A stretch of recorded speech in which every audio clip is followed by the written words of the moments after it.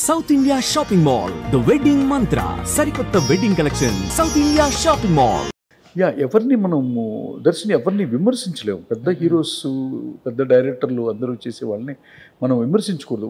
వాళ్ళ సర్కమ్స్టెన్సెస్ని బట్టి వాళ్ళు అట్లా చేస్తుంటారు. కానీ ఇది నేనేం చెప్తానంటే, ఈ రైటింగ్ స్కిల్ అనేది నటించటం కొంతమందికి భగవంతుడు ఇస్తాడు,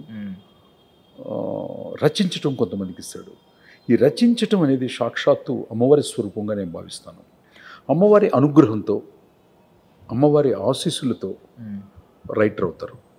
సో వాళ్ళు చాలా తక్కువ మంది ఉంటారు. భారతదేశం మొత్తం మీద నాకు కంటెంట్ అండ్ సోల్ కథ రాసేవాళ్ళు ఒక 10 మంది ఉన్నారు, ఓన్లీ ఎంటైర్ నేషన్లోనే. ఆ 10 మంది నాకు తెలుసు ఎవరో. ఓకే, మిగతా 1000 మంది ఉన్నారు. ఆ 1000 మంది కాదా అంటే నేను సోల్గా వాళ్ళు కథలు రాయట్లేదు, వాళ్ళకి తెలియదనే చెప్తాను.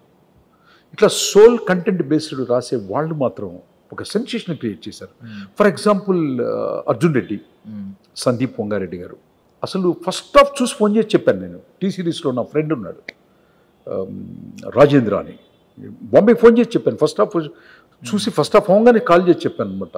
ఇది హిందీలో చూడండి, ఇమ్మీడియట్గా అదిరిపోద్దని కూడా చెప్పాను రాజేంద్రకి. సో వాళ్ళే తీశారు హిందీలో, అక్కడ కూడా పెద్ద హిట్. సో అదే డైరెక్టర్ మళ్ళీ అదే సోల్తో ఒక తండ్రి నాన్న కొడుకులు కదా చాలామంది రాస్తారు కదా, తండ్రి కొడుకులు అనేకమైనటువంటి డైమెన్షన్స్ ఉంటాయి. యానిమల్ రాశాడు. యానిమల్ అద్భుతమైన ఆవిష్కరణ అనమాట. He's also from Telangana. What a great writer cum director. అందాకెందుకు మన సుకుమార్ గారు పుష్ప 1 and 2.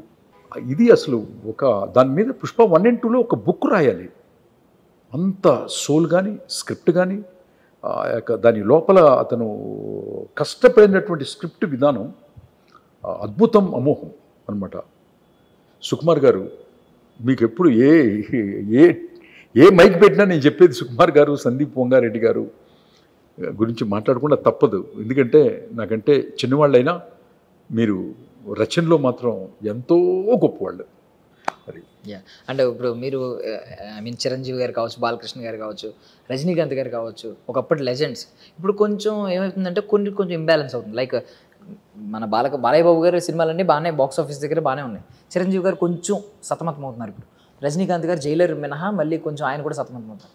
మీ స్టోరీ మళ్ళీ వాళ్ళకి అవసరమేమో, మీకు కూడా మ్యూచువల్గా అనుకోండి పోనీ, మీ స్టోరీ మళ్ళీ వాళ్ళకి పడాలి అని మీ మైండ్లో అనిపిస్తూ ఉంటుంది కదా, ఏమన్నా మరి దానికి ప్లాన్ చేస్తున్నారా సార్? అదే నాకు తెలుగు ఇండస్ట్రీలో ఇష్టమైనటువంటి, నా మానసికంగా నాకు బాగా దగ్గరైనటువంటి, పిలిస్తే అన్నయ్య బాగున్నావా అనే ఒక పెద్ద కమర్షియల్ డైరెక్టర్లు ఎస్ఎస్ రాజమౌళి గారు. వాళ్ళ నాన్నగారు కూడా నాకు మంచి మిత్రుడు విజేంద్ర ప్రసాద్ గారు. ఆయన national number 1, both are national number 1. ఒక నాకు ఫ్యామిలీ మెంబర్గా, నా సొంత బ్రదర్గా నేను ఫీల్ అయ్యేది డైరెక్టర్ వివి వినాయక్ గారు. అతి తొందరలో వివి వినాయక్ గారు అనేకమైనటువంటి డైమెన్షన్స్లో యాజ్ ఏ డైరెక్టర్, నా ఉద్దేశం ఆయన హీరో కూడా కావాలని నేను కోరుకుంటున్నాను, మనస్ఫూర్తిగా కోరుకుంటున్నాను. ఎందుకంటే ఆయన టాగూర్లో చేసినటువంటి ఒక సన్నివేశం, ద ఎక్స్ప్రెషన్ వితౌట్ గ్లిజరిన్, ఆయన ఎక్స్ప్రెషను ఎవరు గమనించలేదు కానీ నేను మాత్రం చెప్తున్నాను, వినాయక్ గారు ఆ ఒక్క షాట్, ఒక రైటర్గా నేను చెప్తున్నాను, నవరసాలు పోషించగల కెపాసిటీ నటుడు మీలో ఉన్నారు. విజయ్ సేతుపతి లాగా హీరోయిన్ లవ్వులు సాంగులు కాకుండా మీరు ఒక క్యారెక్టర్ ఓరియంటెడ్ సినిమాకి హీరో అయితే బద్దలైపోద్ది సార్. త్వరగా యాక్ట్ చేయండి సార్ ప్లీజ్. అంటే మేము మీ నుంచి త్వరలో ఎక్స్పెక్ట్ చేయొచ్చు అని అడుగుతున్నాను సార్. బేసికల్లీ చిరంజీవి గారు కానీ, బాలకృష్ణ గారిని కానీ, అదే రజనీకాంత్ గారు మంచి దర్శకులు. మా వినాయక్ గారు ఏదైనా ఒక పెద్ద ప్రాజెక్టు చేయాలి అన్నయ్య అని డిస్కషన్ జరుగుతున్నాయి. అవన్నీ పెద్దవాళ్ళ నోటి నుంచి ఉంటే చాలా హాయిగాను తీయగాను ఉంటాయి అన్నమాట. నేను ఇండస్ట్రీలో చాలా చిన్నవాడిని కదా, అందుకు. ఇప్పుడు మీ సినిమాలు, కొన్ని సినిమాలు రిలీజ్ అయ్యి, నరసింహనాయుడు, ఇంద్ర అన్నీ రిలీజ్ అయ్యి, వాటి గురించి ఈ జనరేషన్ వాళ్ళు వచ్చి విజిల్స్ చేస్తూ పేపర్లు చింపుతూ ఆ వీడియోలు యూట్యూబ్లో సెన్సేషన్ అయిన సందర్భాలు చాలా ఉన్నాయి.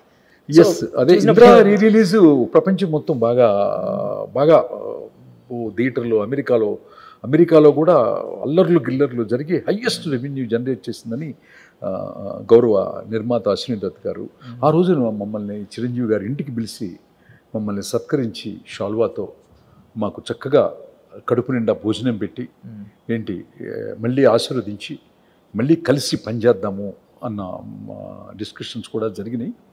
గోపాల్ గారిని, దత్తు గారిని, పరచూరి బ్రదర్స్ని, మా అన్నయ్యల్ని సో నన్ను పిలిచి గౌరవించారు.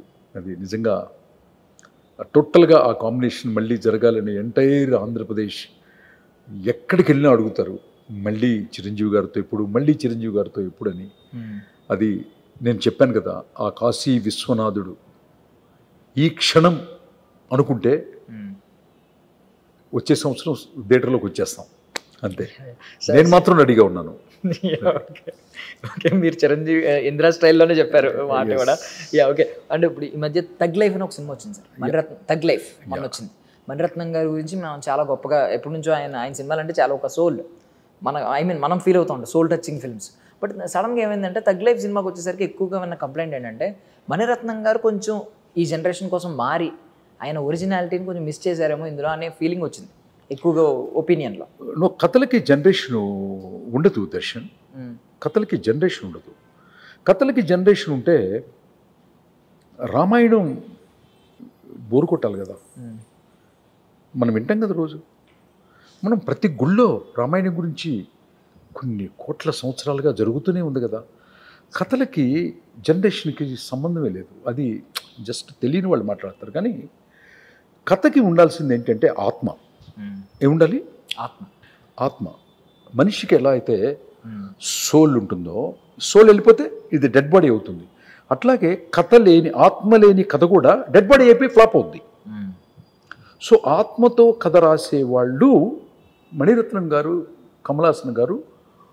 మొన్నే నేను చాలాసార్లు చెప్పాను, మళ్ళీ చెప్తున్నాను, ఇది చాలా జాగ్రత్తగా మీరు కూడా దర్శనం తెలుసుకోవాలి, అందరూ తెలుసుకోవాలి.